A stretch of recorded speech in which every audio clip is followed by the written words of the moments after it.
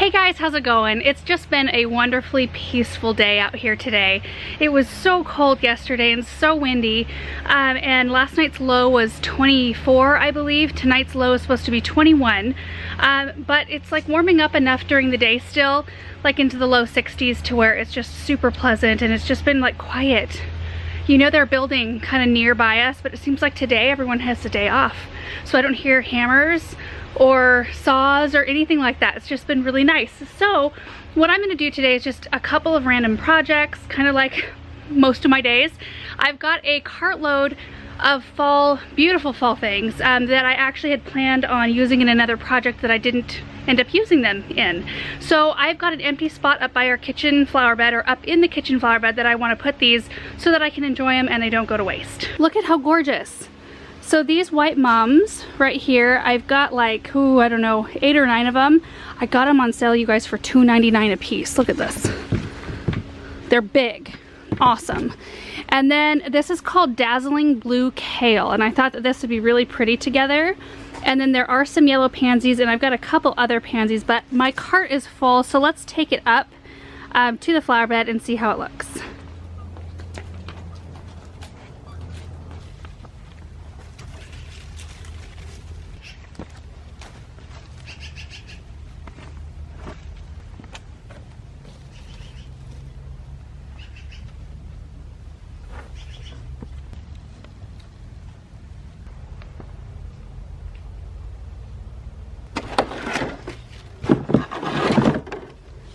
I do feel the need to explain why I have so many leftover fall plants.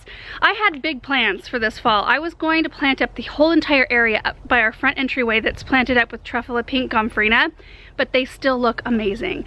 They're huge, they did great there, and I just can't bear to pull out that many plants that look that good. If it was a handful of plants, I can see myself pulling them in favor of putting in some fall color, but not when that entire area looks like it does. Even after last night's low temp, I ran out there and it's just perfect. So anyway, I just decided I'm just gonna find some pockets in the ground around, especially the area where we walk the most, so that we can enjoy these plants. And that's why I have all of these beautiful things. So as soon as we get all of this in the ground, I do think I will pull out this Lime-Time Coleus that got kind of nailed last night. I'll pull that out in favor of maybe some cabbage, some ornamental cabbage, and then I've got a couple of blank areas like right in here. I'll probably cut that hosta back. The poor thing has just suffered all year. I'll cut that back and fill up this little area right here, since we see this so many times every day. All right, I'm gonna start planting now.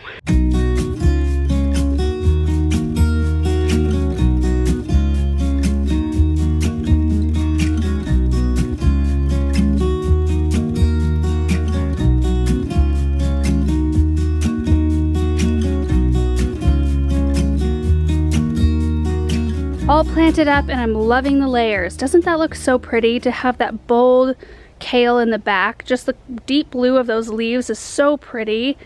And then the bright white mums, which I think in about a week or maybe even less, they will look glorious. I mean, they're already beautiful, but look at all of those buds. That'll just be a mass of white right there. And then a row of bright yellow pansies. These are called Frizzle Sizzle.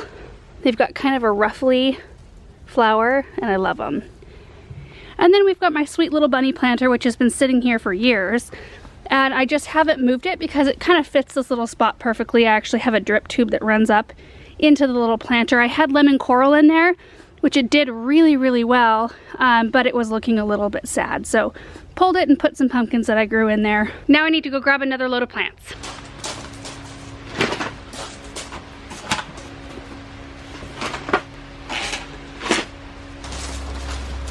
So these are the next ones. Aren't they so pretty? I think this is Osaka Pink, is that right? Yeah. Osaka Pink Ornamental Cabbage. These are 4-inch size, but they're huge. Like, look at that. That's a big cabbage. And then I've got these, and these are Cabbage Crane Red. They create these long stems. They actually look really pretty in cut flower arrangements, eventually.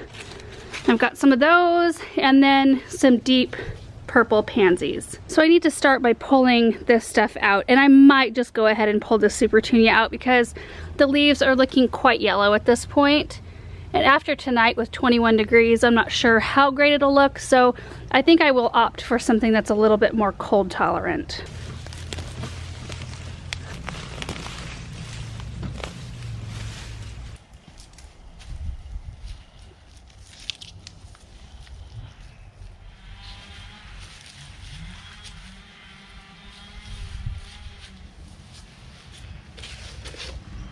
that little section's done and looking nice and fresh, these cabbage are a little unruly to plant because they already have kind of a stalk on them. They're a little bit floppy, but I think it turned out pretty nice, and they look really good with these purple pansies. I was not able to plant as close as I would have liked to because these pavers go back really far. So I had to go like back far enough to where I could find open soil. I had kind of forgotten about that. I also found this really weird mushroom. Before I get too far and start focusing on this area around that hosta, I am going to go fill a couple of containers that I noticed had some holes, like where we took caladiums out or we took out some spent annuals. I just want to make sure I have enough plants to do a few sets of those before I like haul off and fill up this entire area with plants. So this is the first set of containers right here I need to kind of amp up. We had caladiums in here along with these other things, so you can see the gaps that the caladiums left when we lifted those, and we're storing those inside now. So I'm just going to fill in the empty spaces with some of these really pretty pansies.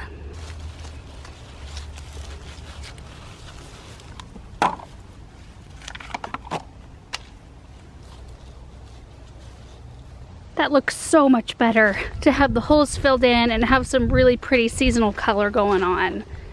And there's the second one. The next two pots are over in front of the gazebo. So these are the containers right here. I've got a bunch of pretty things. So there's some ornamental cabbage and pansies, some carex called Eversheen, and then I've got a couple of dichondra silver falls sitting over there that I might use. Right now I've got pyracantha spirals in the center of each one of these pots. I don't love them because they are deciduous, and I do want something in here that will look pretty all winter long. But I'm not planning on replacing them right now. I'll probably do that next year, in which case these will go out into the landscape somewhere, and I'll probably just let them grow natural. I won't keep them in this form, but they will have gorgeous orange berries. That is the fun part about these. And I'm really not planning on being able to fit all of these things in these containers. We'll see.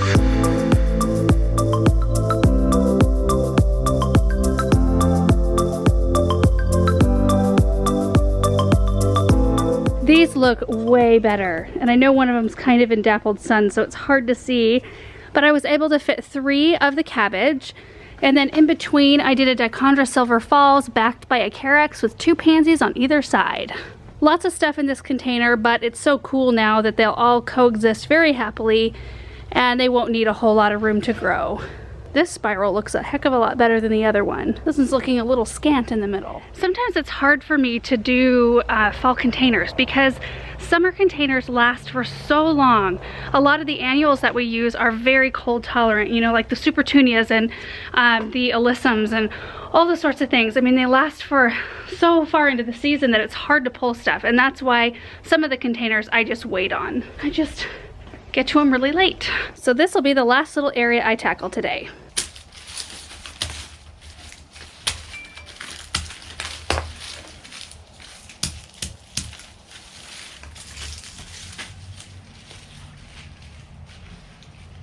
Got everything all laid out. I went and grabbed 3 toffee twist carex that I actually had on hand from earlier this spring that I never used in containers. I thought that would kind of break it up a little bit, but I just really wanted to fill it up back to where the daisies stop, or start, I should say, and I'm not really going to worry about all the empty space back in here. Otherwise I would probably drive myself crazy.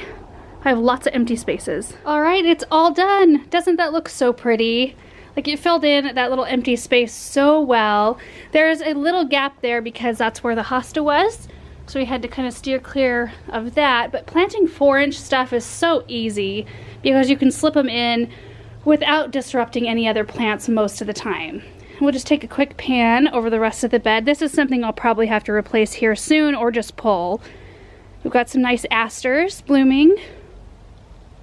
There's the lamb's ear looking beautiful, and the limettas, and then there's the new cabbage and pansies. And some other asters, a little lighter color. And the other beautiful annuals.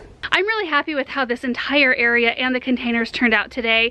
It's nice because it kind of helped me tidy these areas up. They looked a little bit unkept. There were holes from where things had been removed, and I don't really want it to look like it's winter yet. I really want there to be some beautiful fall things. So I'm kind of glad that the gomphrena is still trucking up front, because that freed up a lot of plants that I was able to use right in this area, and they just look so pretty.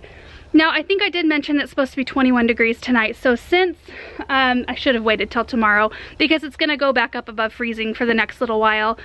So since it's gonna be so cold, I'm gonna go grab some Harvest Guard, which is that really thin, gauzy white material, and I'll just toss it over the top of all of these plants. They're all cold tolerant plants, but when they've been sitting in a greenhouse and you toss them out to the 21-degree night, that's not really like the best thing, not the best way to treat your plants.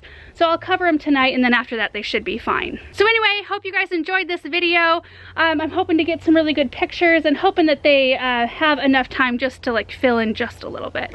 So thank you guys so much for watching, and we will see you in the next video. Bye. Oh, there's Cheddar. Cheddar, what are you doing? You checking out all the new plants? Pretty nice, aren't they? Gosh, that's so pretty. We did good, Cheddar. We did good.